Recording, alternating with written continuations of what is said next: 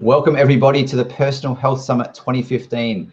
So excited to have Lynne McTaggart joining us today for an amazing interview about bridging science and spirituality and how this relates to our health.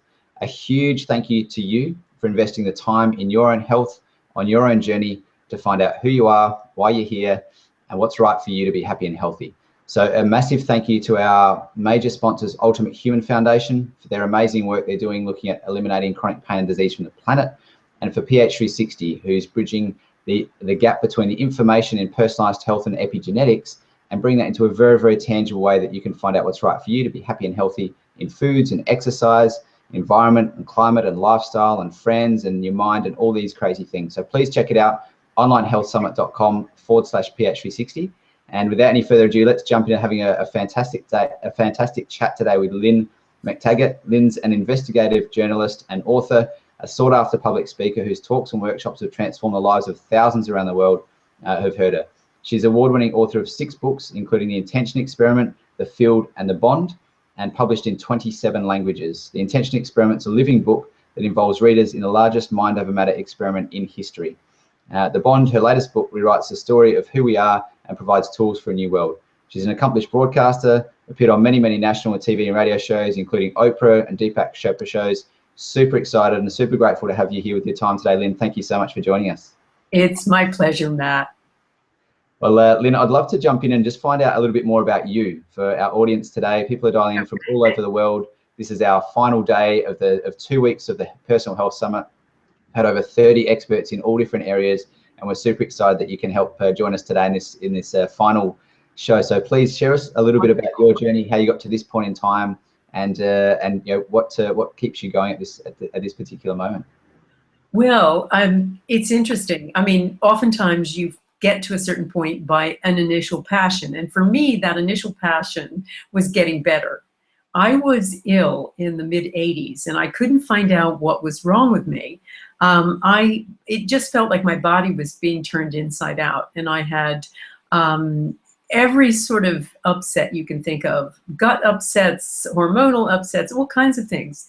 And I went to, ordinary doctors who didn't know what was wrong with me. And I moved to the outer rim of alternative practitioners, after going through a whole bunch of all kinds of things.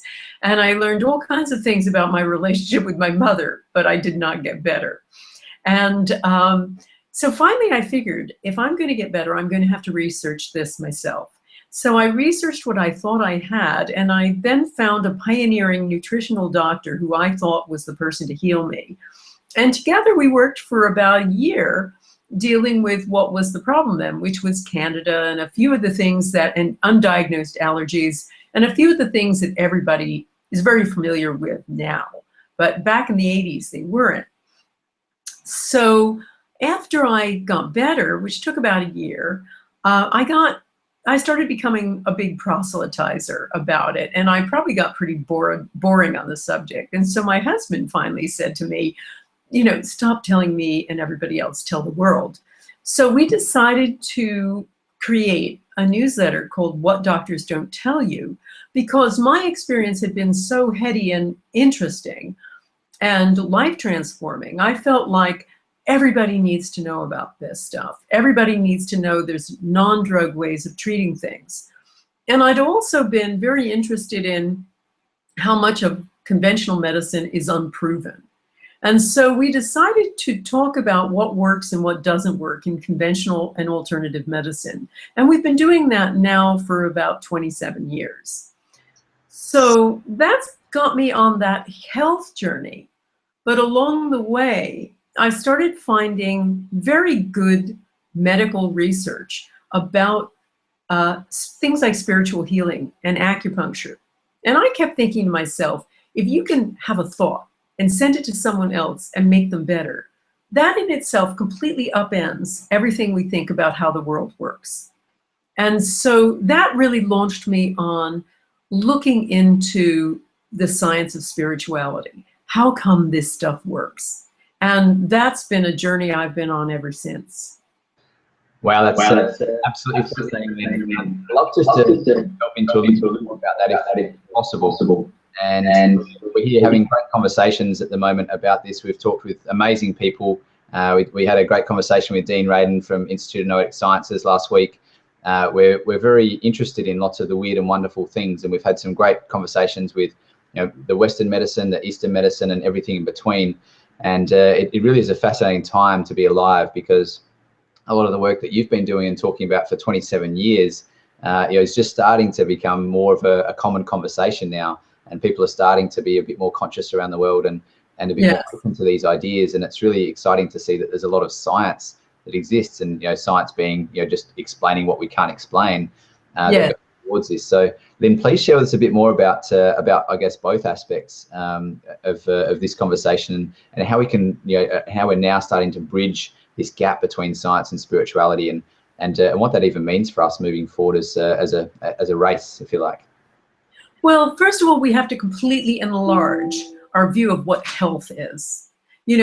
That doctor, whose name was Stephen Davis, once turned to me and said, illness is the failure of an organism to adapt to his environment or its environment.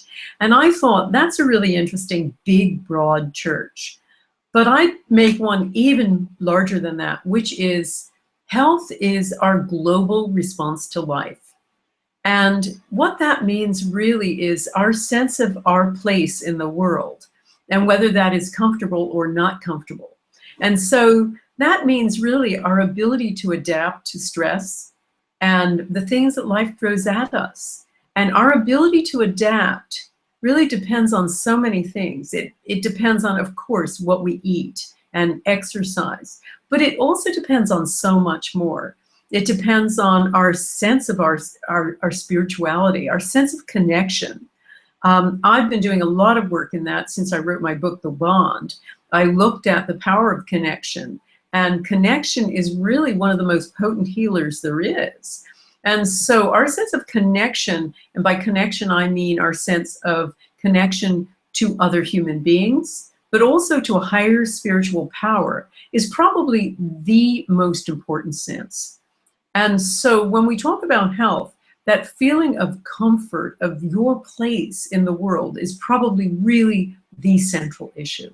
And so that gets into mind issues that are probably a lot more powerful than body issues.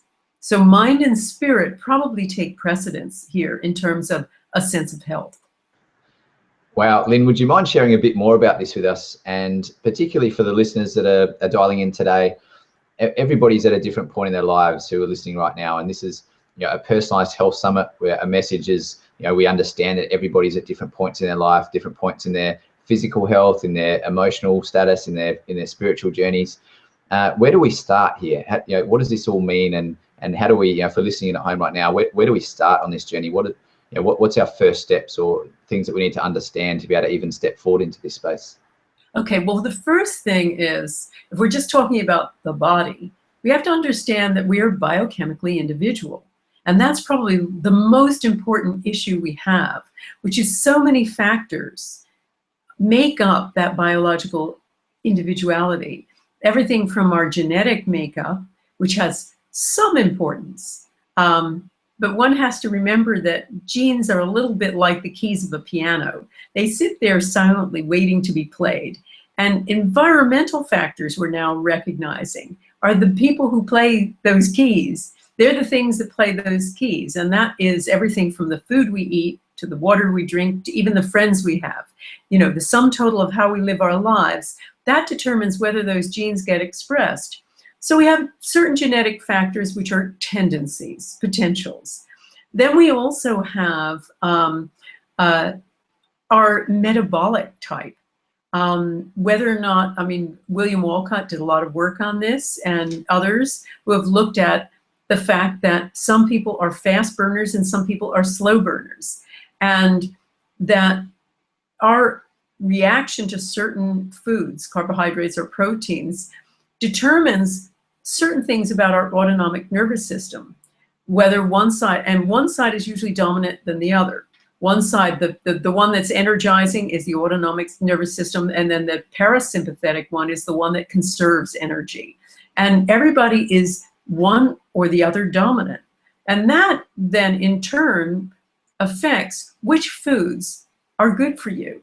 So some, literally one man's meat is another man's poison. And some people need a lot of meat and protein. Some people need more carbs. So you have to locate that. So we are individuals in lots of ways, but we're also a collective in lots of other ways. And another key element of health is community, possibly the key element of health. Wow, Lynn, thank you for bringing these amazing mind-expanding topics to us this particular stage in the call. I will remind everybody dialing in right now that this is a live interactive session. If you're interested in having a question or engaging with Lynn, then please request to speak or pop your chat question in the chat box, and we'll do our best to get to most of the questions. We've already got so many comments and so many questions coming through, so please keep that coming. Lynn, I'd love to just revisit some of this information even more in depth, because it's so fascinating.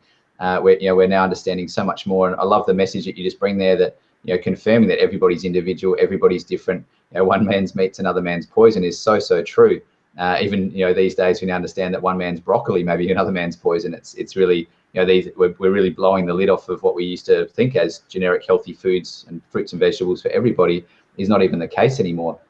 And I'd love to delve into maybe the spirituality conversation a little bit further as well, and just to have a look at that and see, you've done so many different experiments and understandings. You connect with so many different amazing people. If we're sitting here at this point in time, you mentioned before that it's really important that we have the right foods, really important that we nourish our physical bodies that's here. What else exists out there, and where can we start in terms of our mind, in terms of even understanding, what is spirituality and what is this thing that's greater than us, and where do we start that conversation for those that are here right now thinking this sounds a bit weird to me, it sounds a bit crazy, and where do we start? Well, we start with the sense of community, because that is probably the most important. And I'll explain that by telling you about an amazing study. Some California epidemiologists were really fascinated about the Japanese. They were fascinated by the Japanese because the Japanese smoke like chimneys, but they don't have heart disease. And they couldn't figure this out.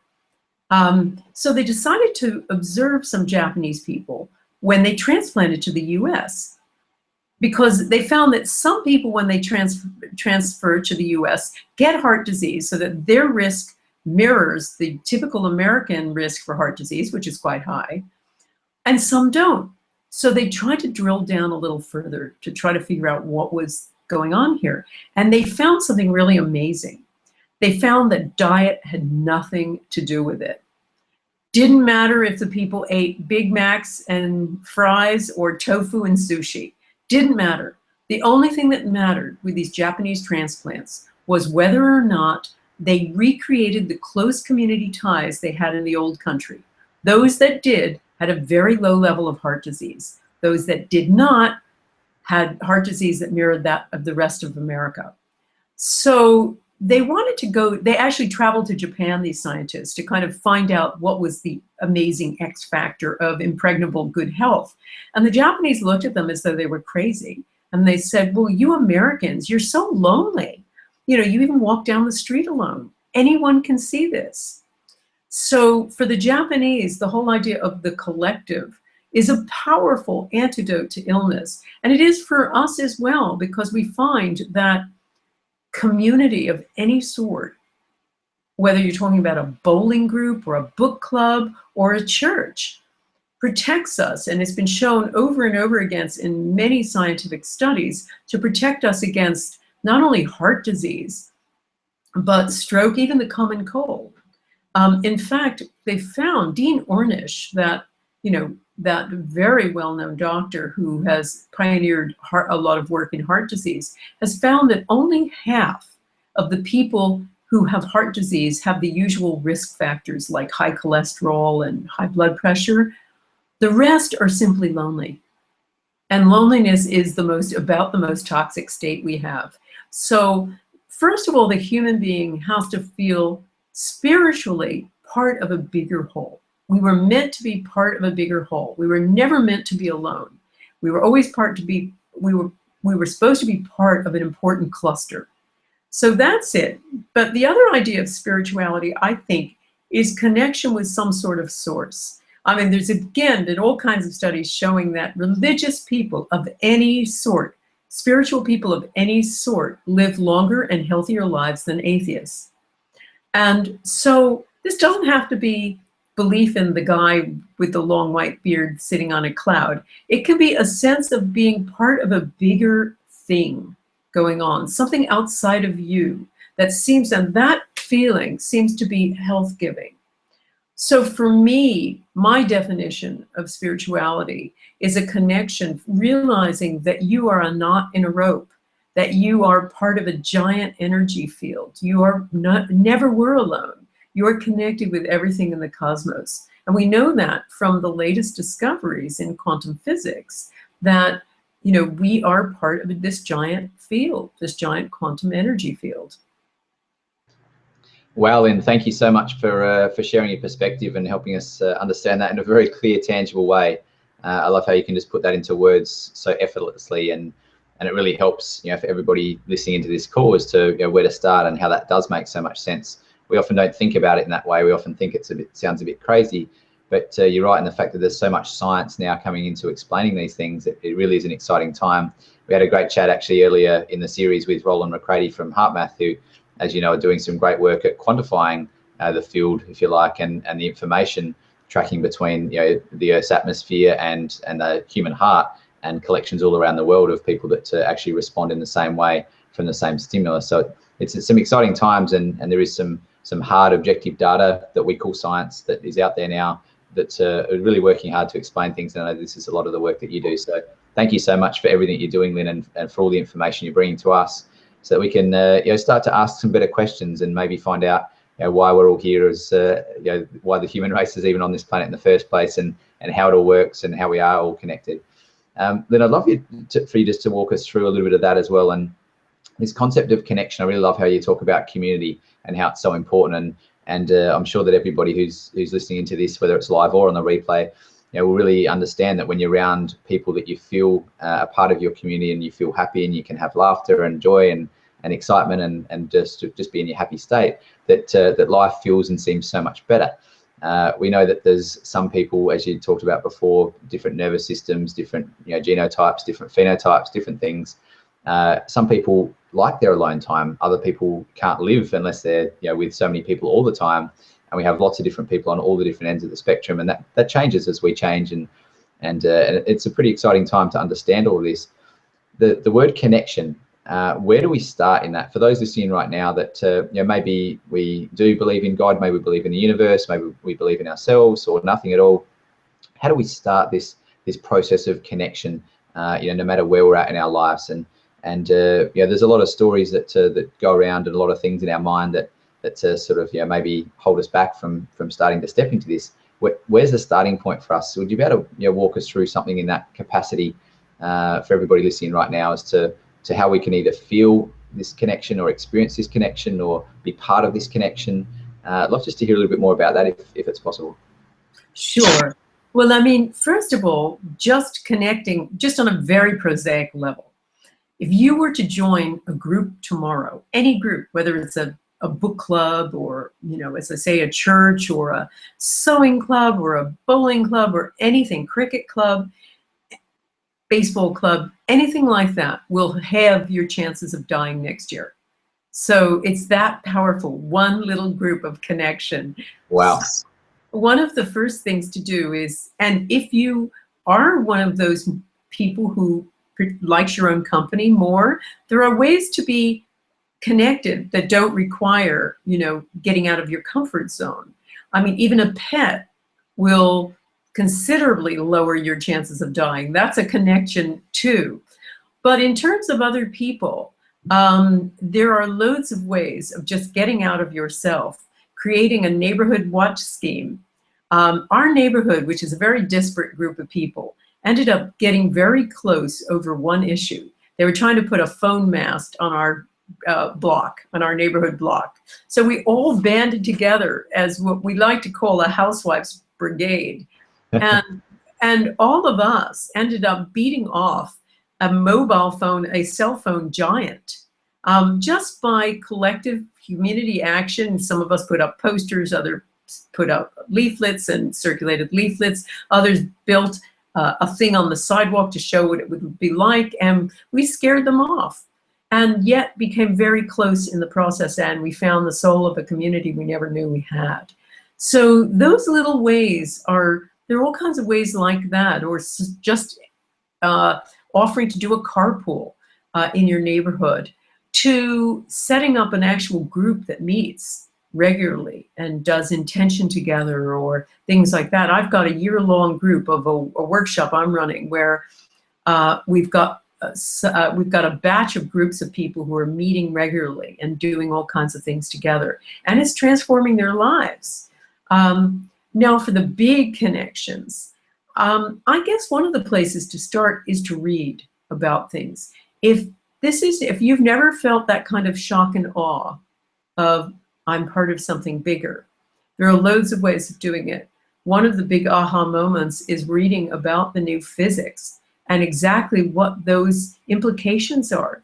The fact that all those ideas of non-locality and spooky action at a distance are real. We now demonstrated them in laboratory after laboratory. There was just another study done in an ordinary laboratory, not one of these kind of ones that is even biased toward this kind of information. And they found, yes, electrons separated by a great deal of distance still talk to each other.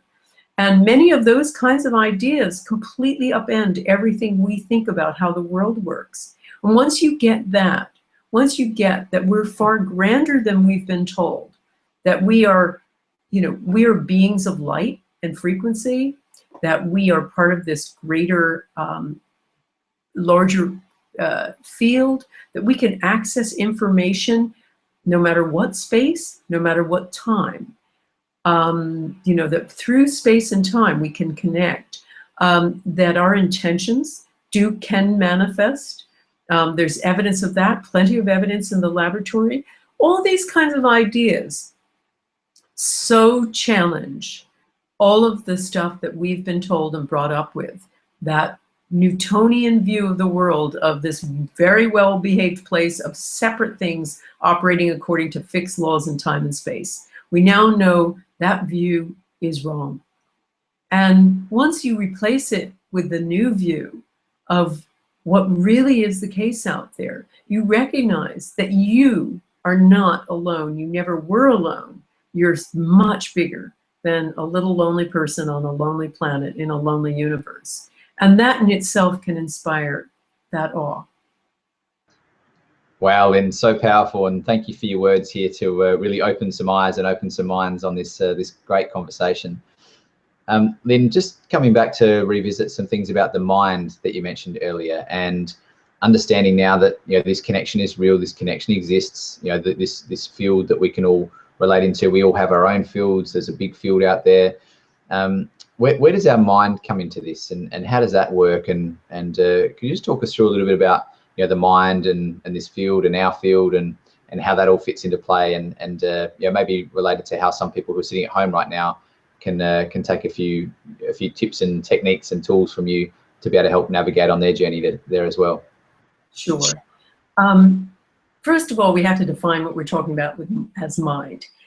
We now know that mind does not equal brain. I mean, the ordinary neuroscience will tell you that your mind is the equivalent of your brain and it's locked inside your skull.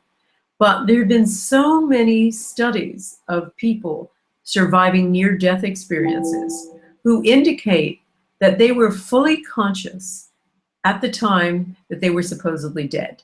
So if brain is a computer, this is a point when the computer was totally unplugged. So you have to say, wow. I mean, there was a wonderful example of this.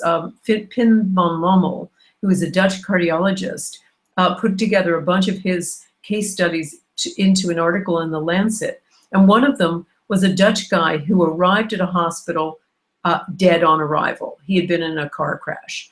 And in that circumstance, the emergency team will take over quickly, and they have what is called a crash cart.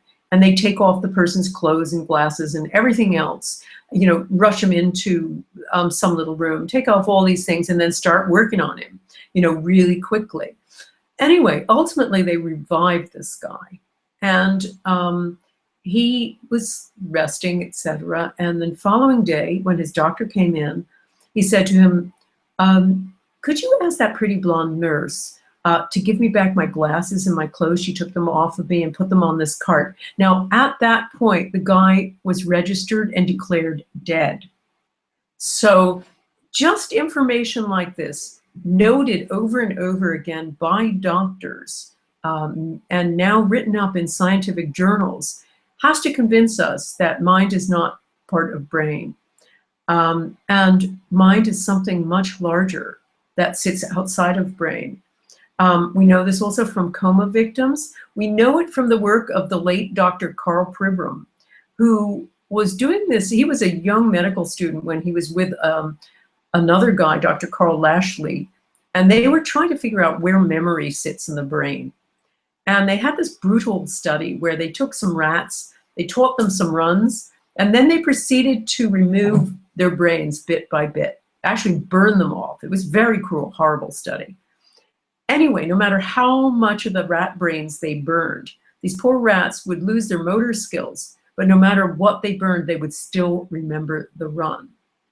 And so this made Karl Pribram conclude that memory had no precise address in the brain. And ultimately, he decided memory probably doesn't even sit in the brain, sits somewhere outside. And many other scientists are beginning to believe that higher cognitive function does not sit in the brain, it sits outside.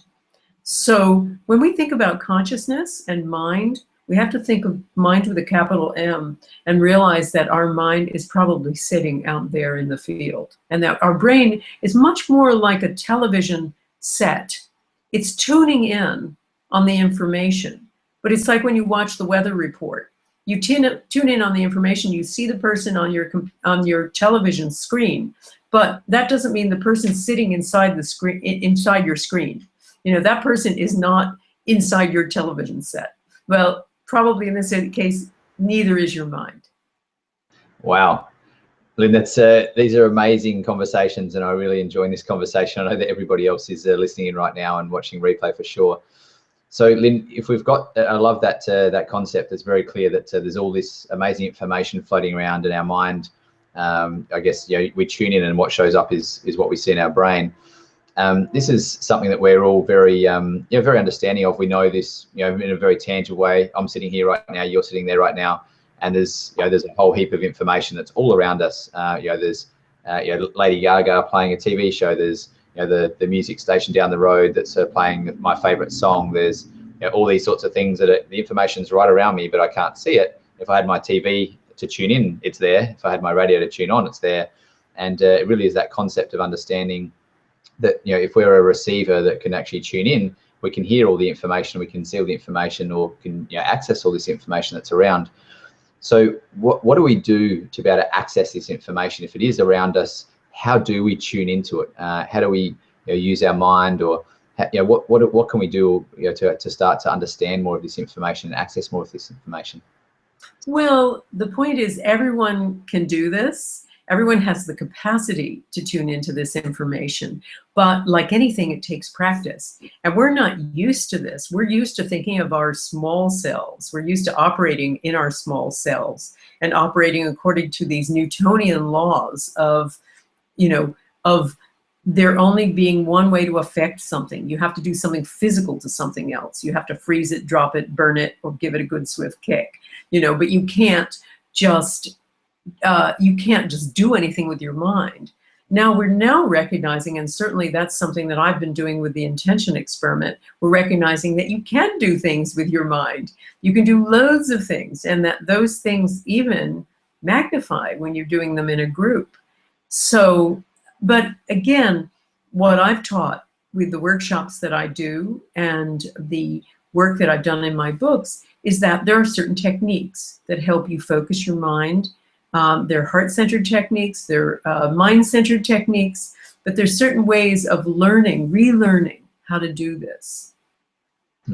Lynn, would you be able to share a few of those with us right now?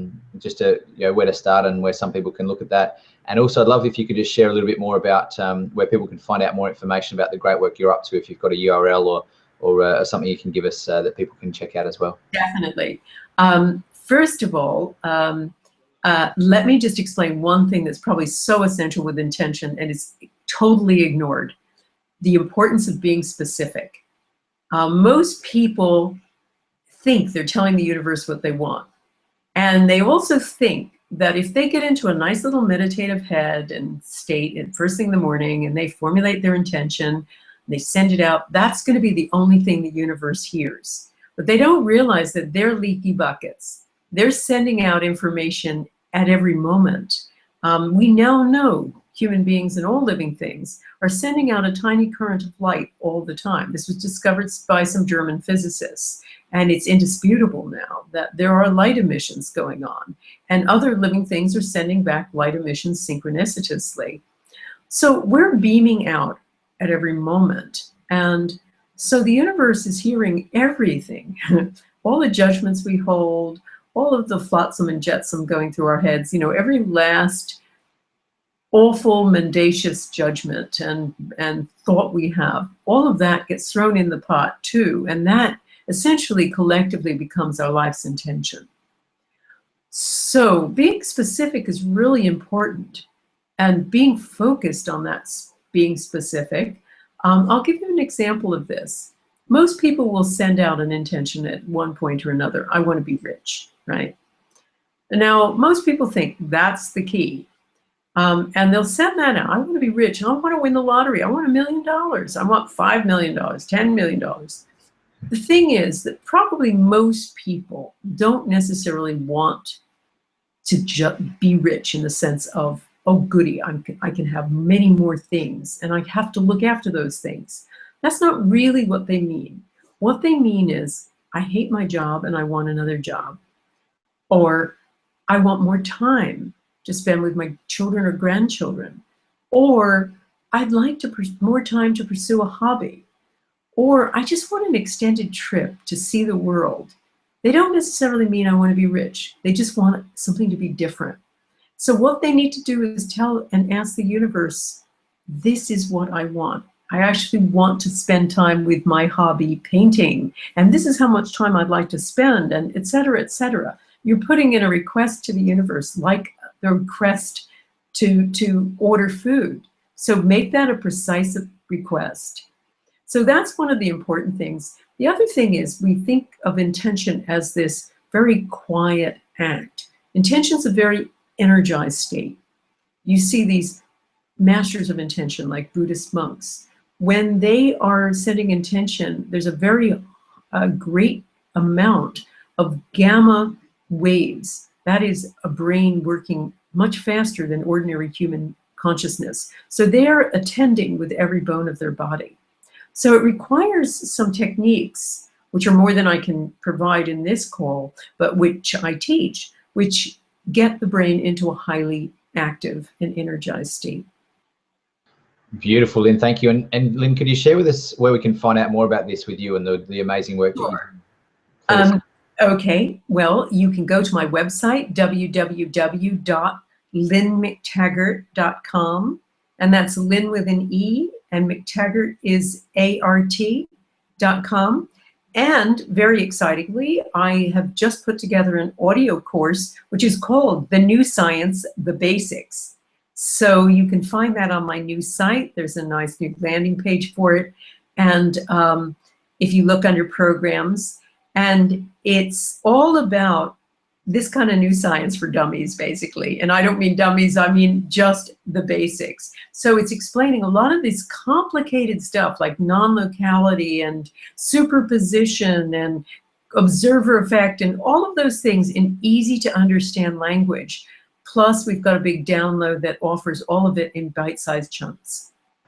Wow, thank you so much, Lynn. And please, everyone listening to this call live or the replay, please go and check out lynnemctaggart.com. There's a link in the box that you guys can check out, and I encourage everybody to go and check that out and spend some more time with Lynn and the amazing understanding and insights and perspective that you have, Lynn, on how we're not here alone, and how there's so much more in the world that we just are still just starting to understand, which is really exciting. And we've had some great conversations about the mind, throughout this week. We had a great chat with Angie Johnsey, particularly about looking at the mind and our subconscious and some patterns that we've had that may show up for us and ways that we can help navigate through. We've got a heap of questions coming through, and I'm just going to jump to a couple of questions here, Lynne. Okay. And Sure. there's a great question here that comes through from Sally that says, what's the best way to keep all those thoughts through the day positive or healthy, or setting the right intention? And as you mentioned there before, Lynne, that it's not just about our 2 minutes in the morning or our 5 minutes in the morning, or maybe even 15 minutes of meditation that we might be able to squeeze in our busy days. It's about what happens all the time. It's about the different frequencies or intentions or thoughts that we have, or all those sorts of things throughout our daily lives.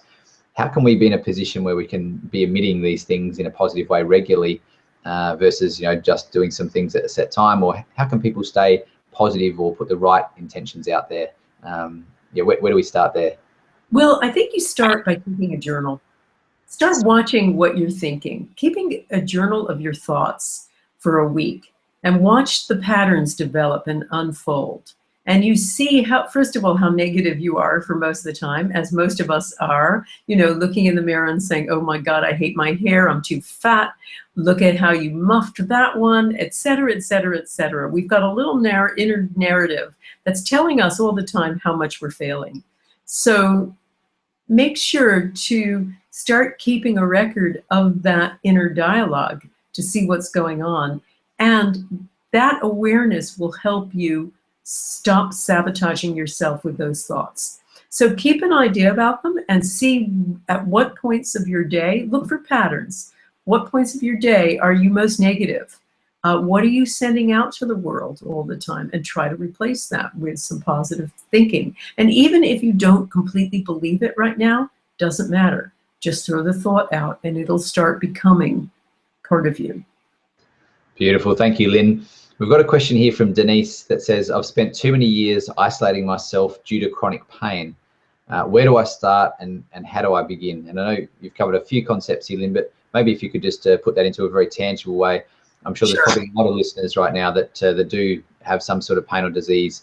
We know there's over 3 billion people as we speak right now suffering from pain or disease in the world. It's a huge epidemic, and one of the main reasons why we're having summits like these, so that we can have a lot more awareness about what's possible, about some of the choices that we can make, and start to change. So could you talk us through that with Denise, if people do have chronic pain, if they're more isolated? Great question. There's no reason, even if you have chronic pain, that you can't be part of a group. There's loads of people like you. Now, you could start as an internet group. I'll give you a wonderful example. My workshop that I'm working on at the moment, my Intention Masterclass, has been a year-long project with groups of people who are now, I put them all in groups. They meet weekly. Most of these people have never met each other, but they get together virtually on Skype, on Hangout, or whatever, and they have become really close. So if you are housebound, for instance, Denise, you can still meet with other people virtually. And there are so many pain groups forming, or groups that are clustered around certain illnesses. That would be where I would start, so that you don't feel isolated. You understand there's loads of people like you, and that they're all seeking connection with someone else. And you can connect and support each other in a way that other people can't, because you know what they're going through, they know what you're going through. So I would start there. If you can, if you're mobile enough, I would also try to find a group, a pain group, where people are meeting, people have had chronic pain or the particular illness you're suffering from, and try to meet up with them. And again, you're going to find some amazing support. Great. Thank you very much, Lynne. And thank you, Denise, for the great question. And that helps a lot with a lot of people that are in those situations, Lynne. And that sense of community that you talk about is such a powerful place to be in, and to be around people who understand where you're at can really help. And also to be around people who are really inspiring you to shift out of those states can also be really, really helpful too. So yeah, again, another idea, Matt, too, is if you're housebound, for instance, invite a few people to come over for a book group at your house. So you don't have to move, but they can come to you. And that can also be, I have a book group, and it's been an amazingly supportive group over the year. Beautiful. Thanks for adding that in there, Lynn. It's a very great tangible outcome. We've just got a couple more questions that are coming through that we'll jump to now. Tina asks a great question. How do we incorporate our emotions into our intention when we make our request to the universe? And I might just add a little bit of a context to this too, because it's a great question from Tina. And there's a lot of people listening in right now, Lynn, that would be maybe suffering from emotional stress or things like that. Maybe they're having a very tough time at work with their boss. Maybe, you know, relationships at home, there's a lot of tension there. You know, I guess, you know, without us having the intention that our partner would go away or wish our boss would go away, how do we start to navigate, you know, the intention in this whole emotional roller coaster that we may be experiencing right now? So you mean if you're having a difficult time emotionally, how do you send an intention through that? Or maybe how do we navigate through emotions so we have some clear intentions, or maybe how do we not mix up our intentions, our thoughts with our, you know, our emotional energies that may be causing our mind to think up some different stories and all those sorts of things. Okay, let's say that your emotion is for a better relationship at work or whatever. First of all, focus on a connection with the person, let's say, who's giving you trouble. Also, try to see things for a moment from their point of view. They have a whole other issue that is different from you. They have their own stresses, etc. Try to understand things from their point of view. But the biggest and most important thing is send a positive intention, a compassionate intention, even for hoping that they will be well and free from suffering. The old Buddhist compassionate meditation, you know, I believe in the kindness of all living things. May they be well and free from suffering. Send that to the people you dislike and see what happens. See if that changes the connection. You know, because your positive energy can change an emotional connection. Beautiful. Thank you, Lynn. And we've got another great question. Thank you very much for all your questions here, guys, because there's some really good ones coming through. We've got, although I, excuse me, although I try to watch my thoughts, I often fall into a state of grief after losing my husband. How do you suggest dealing with grief? And this may be, you know, I guess some of the emotions that we know, the energy that may go into the collective field. How do we start to deal with these sorts of things, Lynn? Well, I think allow yourself to have them. I think grief is a special category that is a process that needs to be gone through. And, you know, I don't think it's a good idea to say things like, think of all the good times. Think of how lucky you were. You know, grief is grief. And in many cultures, they allowed that grief to have a time and to be, and I think one of the most dangerous things is denying grief. I watched this with my mother. My father was in an accident when he was 60 and just died. You know, one day he was there and the next day he wasn't. He got electrocuted.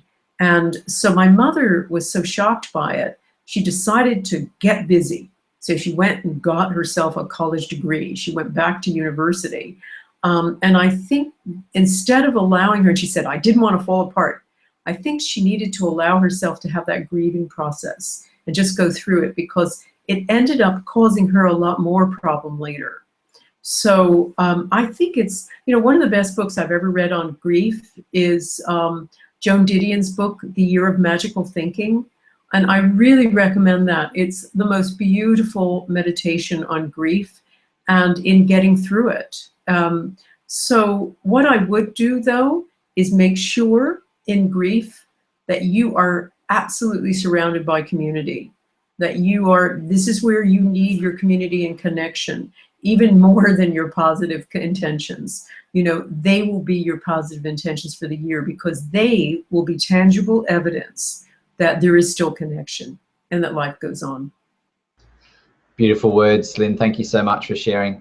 I just wanted to transition back towards a conversation that I always find very fascinating. And this is where we talk about you know, all the concepts that you've discussed today, which are really very mind-expanding concepts in themselves.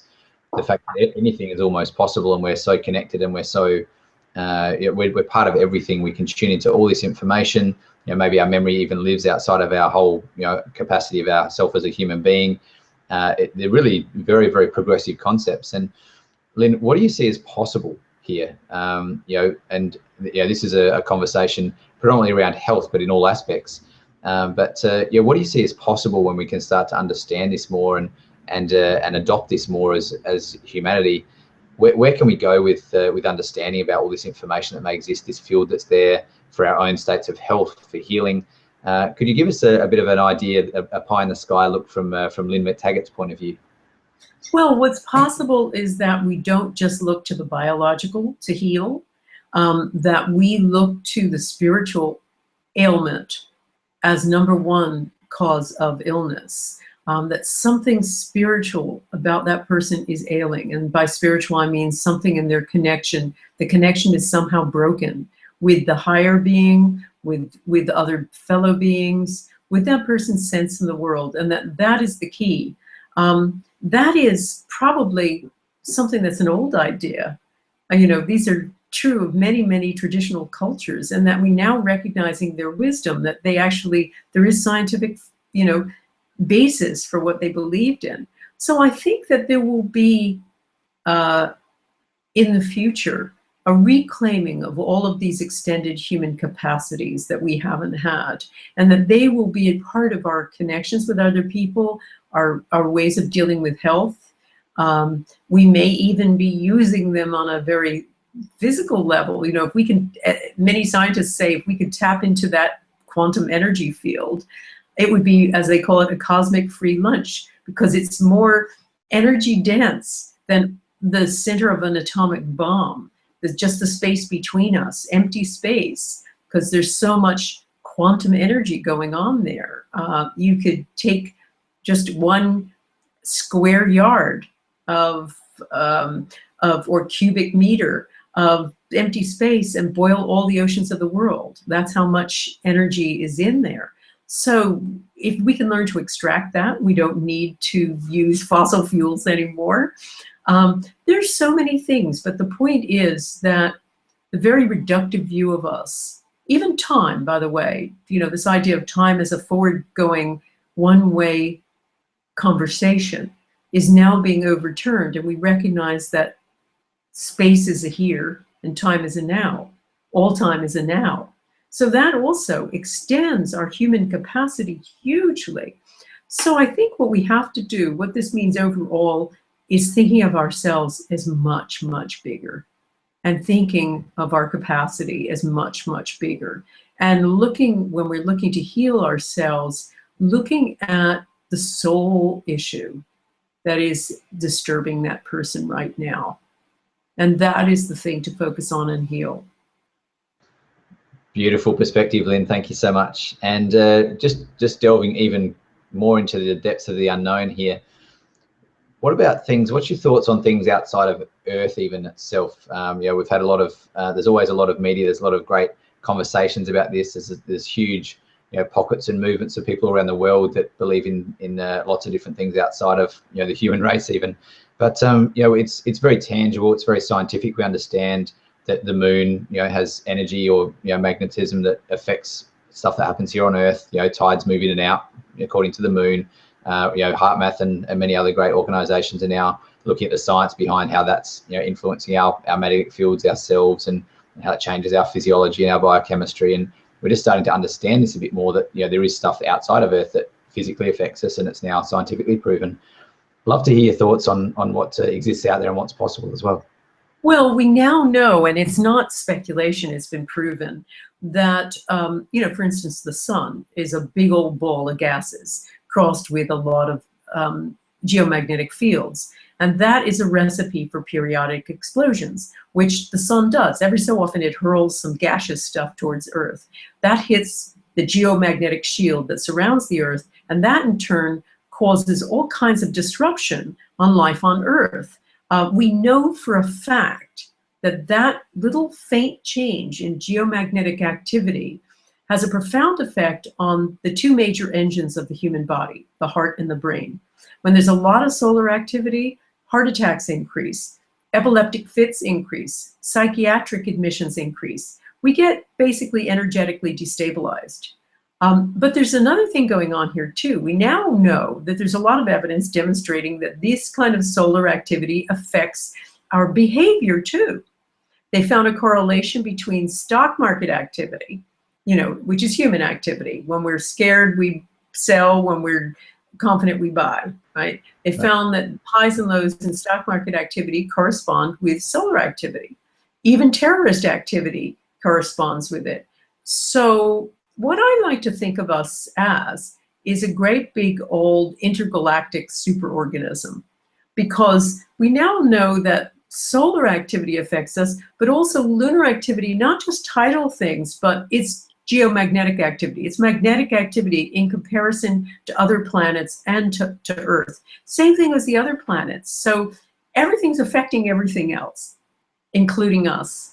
So we have to look much larger. When we're thinking about our little selves, we have to imagine ourselves and be cognizant of other effects on us. As I say, everything outside of ourselves is affecting us all the time too.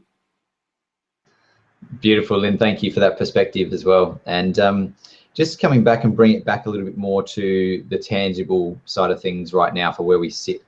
And the intention experiments and a lot of the amazing connections that we have between this field that we're talking about.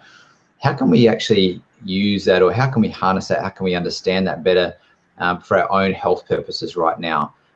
Do you know of any experiments that have been done, or any science that exists that can have shown intention or prayer or other things that have affected us in terms of our own health or our own healing? Is there ways that we can harness our own intention to be healing ourselves from any conditions or any stress that may exist at the moment?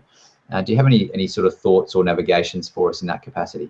Sure. My book, The Intention Experiment, covered all of the science of intention, and it demonstrated that our thoughts have the ability to affect everything from single-celled organisms to other human beings.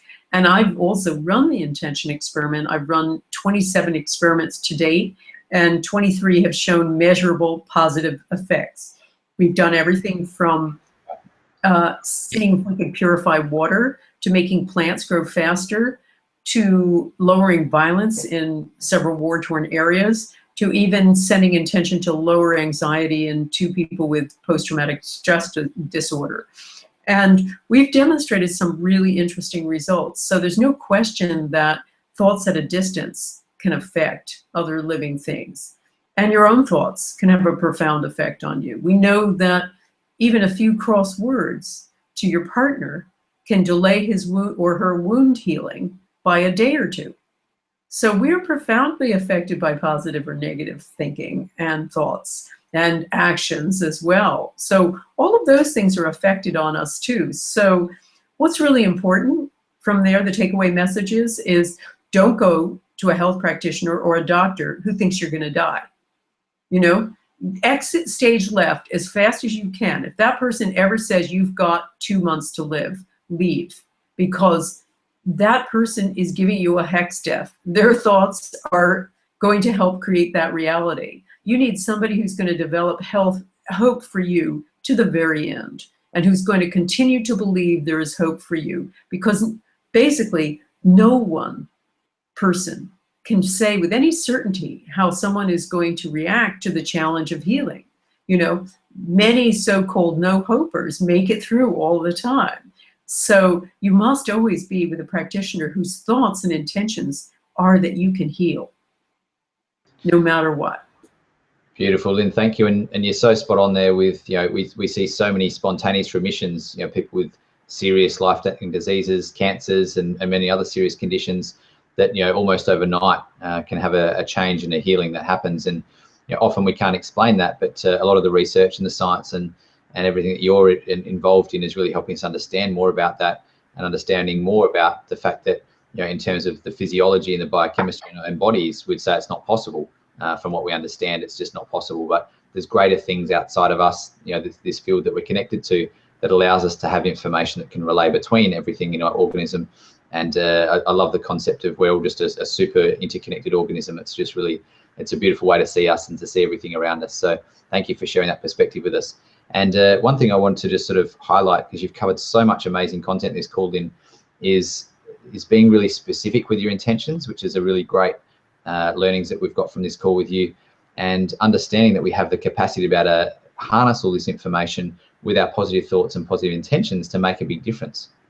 And so if we're putting those two together, and we're sitting here at the moment, if we are suffering in pain, if we do have issues with emotional stress or psychological stress or whatever it might be for us, we want to be very specific with what's going on for us right at this point in time, and understand that where we come from for our positive thoughts and intentions can actually make a difference to that. And I'd really encourage everybody to take these understandings and concepts from Lynne. And if you do have hip pain or back pain, if you have issues with digestion or insomnia or constant stress, to really understand sort of what's at the root of that, and to be really specific with your intention about how you want to change that for you.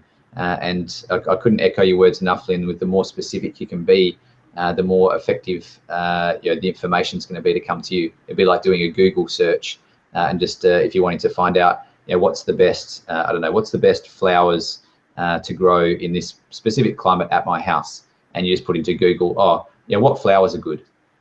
You wouldn't get anywhere near getting the right answer. So the more specific you can be, almost like you're doing a Google search, the more specific answer you're going to get that's going to be the right information for you at that point in time.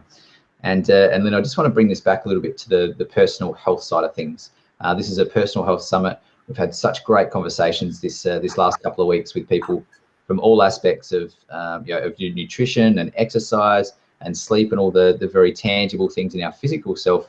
We've had some amazing conversations about our emotions, about the mind, and about some of the things greater than anything that we can even start to comprehend a lot of the times that are out there. Lynne, if you had a message for all of us listening in today about how we can start to tangibly understand this field and these connections, and take into account that you're in control of things. Don't hang out with people that are saying that that there may not be hope for you. What sort of message can we tie back in for someone, for their personal health sitting here right now, for circumstances they're going through, no matter if they are suffering right now listening in, or if they're in a happy state and enjoying life? What can we, how can we bring this together in a tangible way for everybody right now?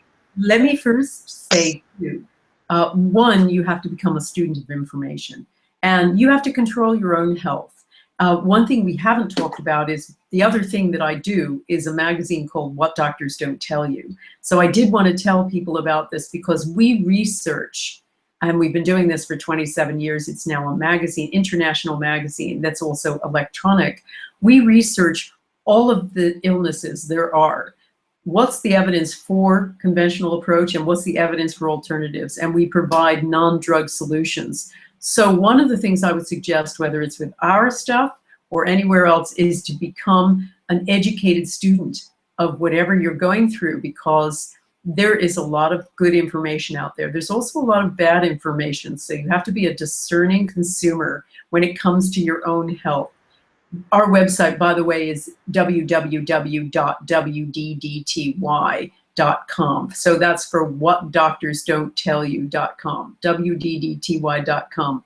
On the bigger question that you asked about what is, what's the override that you should have? Number one, the override is hope. Hope is the best medicine there is.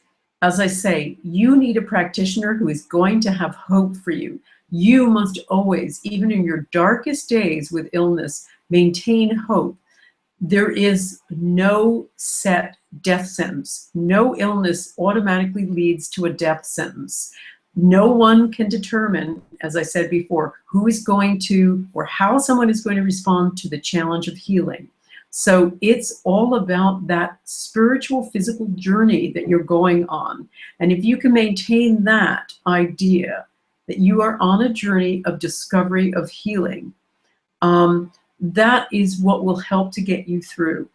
And always maintaining a sense that there is always a chance.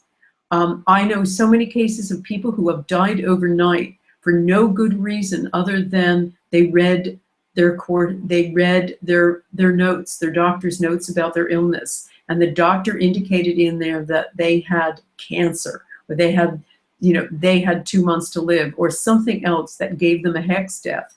So surrounding yourself with people who are hopeful, maintaining that hope yourself, understanding that there's always a chance to heal. It's not necessarily your time, and investigating everything you need to do, and also taking responsibility. This is not somebody else's responsibility to make you well. It's your responsibility to get you well. And that means taking responsibility for your diet, your exercise, and finding a person who you connect with to be your healer, to be your practitioner.